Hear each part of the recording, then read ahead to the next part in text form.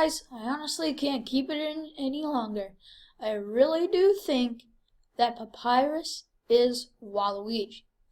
But why? Well, check it out. So, firstly, let's take a look at this. They both stand with their,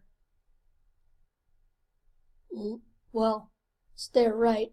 So, they both stand with their right hand on their right hip.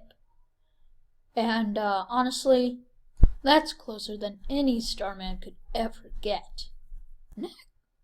Next, take a look at their body size.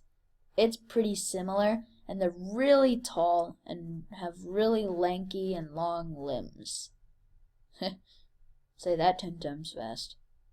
Next, and one of the strongest pieces of evidence that proves that Waluigi is Papyrus, take a look at his chin. It's really huge. Now, take a look at his chin when he talks.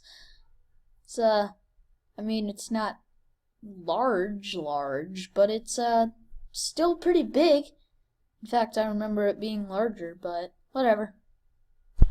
Look at, I know that Sans and Ness are supposed to be the same guy. But, hey, would it be cooler for there to be two people from the same universe but not the same game in one of the best games ever created? Or, just two people, characters from the same game, and one of them isn't even, like, that lovable. But Papyrus, yeah, he's lovable. Like, the internet loves him. And, well, let's review what we got so far. They both have a big chin. They both have their right hand on their right hip. And they're both really tall. And, actually, here's another thing. They both have short brothers.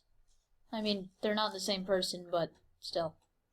Their ears are both pretty extreme, with, him having huge ears, and Papyrus actually having none.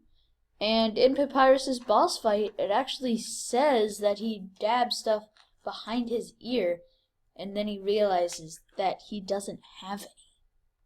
The only reason he would think he does have them is if he had big ears in the past. Starmen don't have ears. Sure, the insignia is the same, but do you see anything else from his armor that was there in Undertale? I mean, like, look, Sans even says that Papyrus made this suit, including the boots and this and probably that, for a costume party.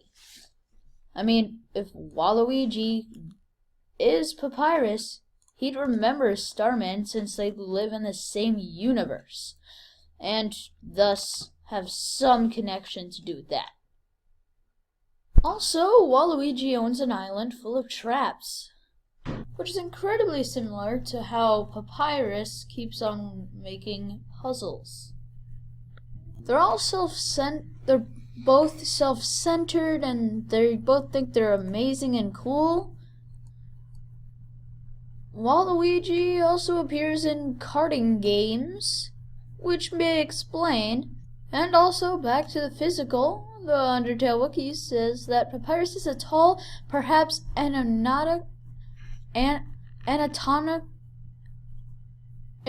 inaccurate skeleton with a skull shaped in a more straight and geometrical structure.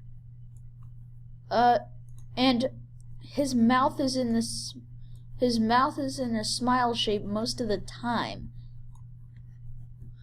And Waluigi, like, always shows his teeth. There's, like, never, ever, ever a case where he isn't showing his teeth.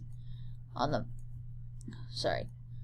the merchandise, in the games, in the art, in the fan art, Even baby Luigi shows his teeth. And back to the whole battle body thing. Take a look. The white torso thing is part of the costume. And also,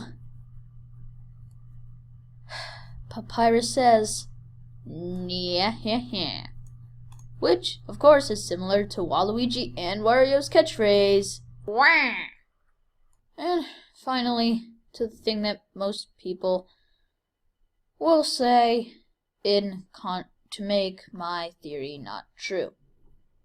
In the pacifist ending, the true ending, Papyrus asks Sans what the sun is. Now, here's why I think why. So, will you once again join me on Bing?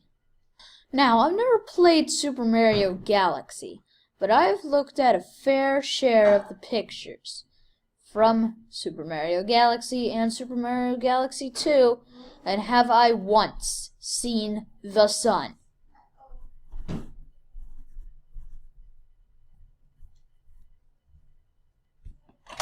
Let's put it this way, no. Now, that's a very odd detail to leave out in a game where you explore the galaxy of Mario. Unless a strange pink puffball killed a sun and a moon in Kirby's Adventure, as proved here in this very bad quality picture. So, with the sun and moon gone, Waluigi, the dead one, would not know the sun.